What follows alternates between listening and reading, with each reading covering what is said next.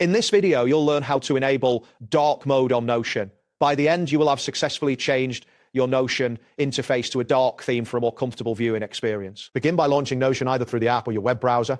If prompted, sign into your account using your credentials. Once you are logged in, look for the sidebar menu, usually located on the left side of the screen. Click on your profile icon to access your account settings. After opening the sidebar menu, navigate to the settings section. Here, you will find various options related to your account. Look for the appearance settings, which is where you can adjust the visual aspects of Notion.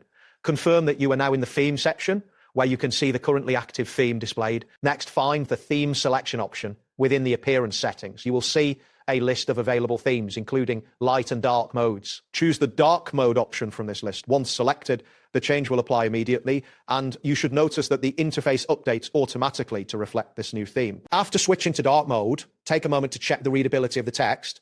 Navigate across different pages within Notion to ensure that the dark theme is consistent throughout your workspace. If you find that the text is still difficult to read, consider adjusting your device's brightness for better comfort. If the dark mode theme does not apply instantly, you may need to restart the app to fully activate the changes.